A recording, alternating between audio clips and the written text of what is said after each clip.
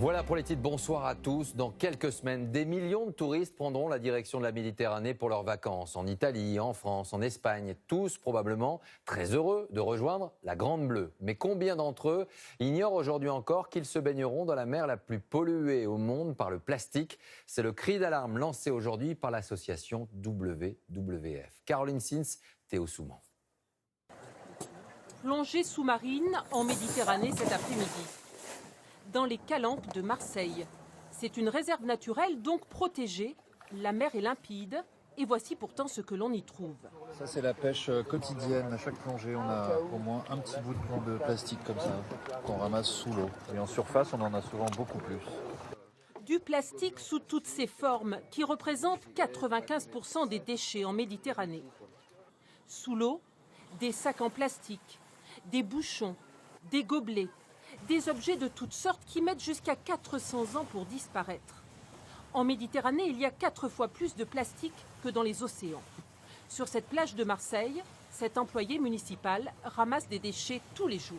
Vous avez des sachets en plastique qui servent comme sorte des courses françaises avec des bières à l'intérieur, quelques morceaux de verre. Des bouteilles, beaucoup de plastique. Et moi, je suis offusquée de voir ça. Rien que pour la France, ce sont ainsi 66 tonnes de plastique, soit l'équivalent de 2 semi-remorques qui se retrouvent chaque jour dans la mer. De minuscules déchets qui atterrissent dans l'estomac de 90% des oiseaux et tortues de mer. Et dans le ventre de 18% des thons et des espadons. Un danger pour l'homme. Lorsque les animaux vont ingurgiter ces microplastiques et qui sont ensuite consommés par chacun d'entre nous, c'est une pollution que nous nous infligeons. Donc il y a un lien direct entre la pollution plastique et la santé humaine. La Méditerranée, mer quasi fermée, fonctionne comme un piège. 150 millions de personnes vivent autour, ce qui explique l'importance de la pollution. Ajoutez à cela les 200 millions de touristes qui fréquentent chaque été ces plages. Pour que la Méditerranée ne devienne pas une décharge flottante, il est urgent de changer les comportements individuels et de mieux recycler les plastiques. Une pollution par le plastique qui touche également, vous allez le voir, la Manche. Les décharges à ciel ouvert en France existent toujours, même si la loi les interdit. Et l'une d'elles est en train de réapparaître. Elle date d'il y a 50 ans. Elle est située au Havre, sur une falaise, en bord de mer. Reportage Johan Rolla, Virginie Travers avec David Fossard.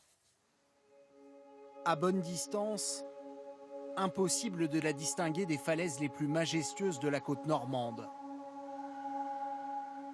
Mais à y regarder de plus près, cette étendue au nord du Havre est en fait une montagne de déchets. Ici, la mer exhume chaque année ces monceaux de plastiques et de gravats, parfois même de curieuses trouvailles, comme cette pierre tombale. Une décharge à ciel ouvert et des plastiques dont ce responsable d'association ausculte l'évolution chaque semaine. Ils vont se dégrader, en fait, ils vont se fragmenter, ça va faire des toutes petites particules qui vont rentrer après dans la chaîne alimentaire.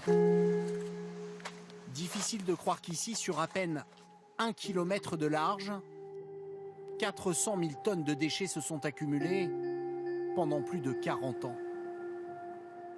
Car jusqu'à la fin des années 90, Dolmar rimait avec dépotoir pour tous les entrepreneurs de travaux publics de la région qui ne s'inquiétaient guère des conséquences pour l'environnement. Moi, je vous dis une chose, on rejette absolument rien qui peut apporter préjudice à qui que ce soit. On est bien d'accord. Aujourd'hui, ce préjudice se mesure pourtant à chaque opération de nettoyage. Plastique, polystyrène, et puis on se retrouve au début des décharges. Collecter ces plastiques, un casse-tête, car le site n'est accessible qu'après 45 minutes de marche. Aujourd'hui, la mairie voudrait le dépolluer complètement, mais se heurte à d'importants obstacles techniques. La solution de l'éradiquer consisterait à donc retirer cette décharge avec le risque que la falaise tombe sur ceux qui la ramassent. Et le problème est aussi financier. Car cette opération pourrait coûter plus de 20 millions d'euros. Les défenseurs de l'environnement voudraient que l'on applique le principe du pollueur-payeur et que les anciens gérants de la décharge soient mis à contribution. Ce propriétaire âgé de 90 ans affirme de son côté avoir respecté toutes les règles. On était sous le contrôle de la mairie, on avait l'autorisation pour mettre des remblais. Alors je ne vois pas qu'est-ce qu'ils reprochaient, c'est eux qui nous ont insisté, c'est la mairie du Havre. Pour mettre fin au problème, l'État cofinancera une étude de dépollution. La décharge rejette en mer plus de 30 mètres cubes de déchets par an.